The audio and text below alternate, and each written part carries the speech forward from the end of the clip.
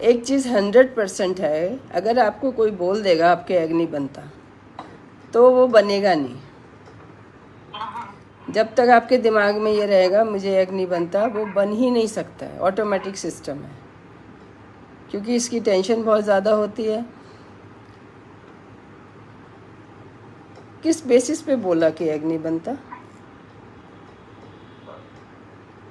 TVS उन्होंने किया था तो वही क्या 4 to 5 है, फिर उन्होंने एएनएच पे उन्होंने बात करी कि अगर पिछले 1 साल में पहले 2 था और अब 1 रह गया तो आई डोंट नो कि अगले 6 महीने में और भी आधा हो जाए तो आपकी एग की क्वालिटी वीक होती जा रही है। और अगर हमें फॉलिकल दिख रहा है, हमारा एग बन रहा है, फिर हमें एएमएच क्यों कराना?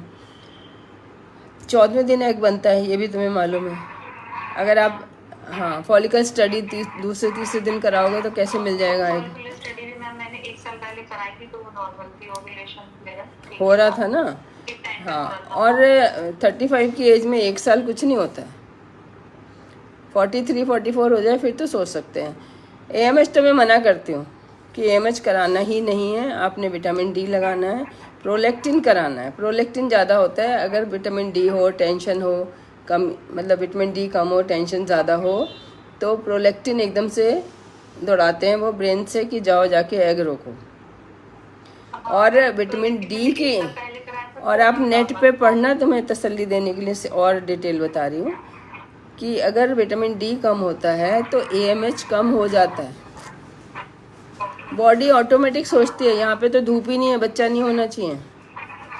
हस्बैंड का अगर विटामिन डी कम है तो सीमन देखने में ठीक है लेकिन वो काम नहीं करेगा, चार्ज नहीं हुआ। मोबाइल देखने में ठीक है, चार्ज नहीं हुआ, काम नहीं करेगा। ऐसी चीज़ होती है। और तुम्हारा थायराइड भी आया है। थायराइड की रेंज हर बार अलग आ रही है, हर बार अलग आ रही है तुम्हारी। तो इसलिए थायराइड के लिए तो एंडोक्राइनोलॉजिस्ट के पास जाओ।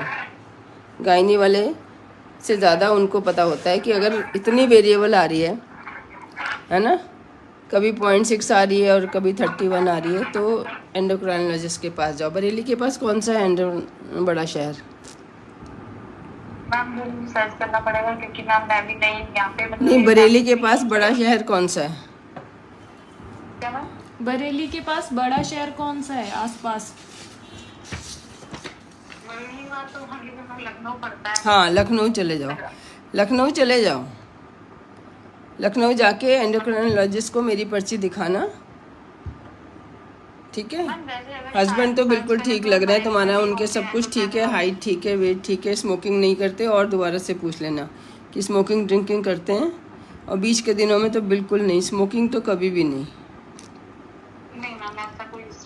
ठीक है, आपको थायराइड वालों के पास जाना है, बस आपको अपना थायराइड ठीक करना है और उसके बाद 6 महीने अपने को टाइम देना है। और कोई आयुर्वेदिक खाई आपने, वो एक ब्लंडर किया, उसी से मुझे लग रहा है रिपोर्टें जो हैं कुछ भी आ रही हैं। खाते हुए कराया कुछ और आ गया, अब छोड़ने के बाद कराया तो फिर आयुर्वेदिक का जिसका पता ही नहीं है कि उसमें होता क्या है, उसको हम नहीं खाने की ज़रूरत है आज की डेट में।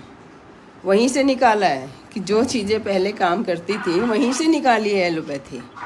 हमारा ये आयुर्विज्ञानी है लेकिन ये साइंटिफिक है, मतलब इसको 300 साल रिसर्च करते हो गया। अब ये थायराइड तुम करा के पुरानी नई सारी रिपोर्ट लेके एंडोक्राइनोलॉजिस्ट को दिखा के आओ, फिर मुझे बताना क्या हुआ।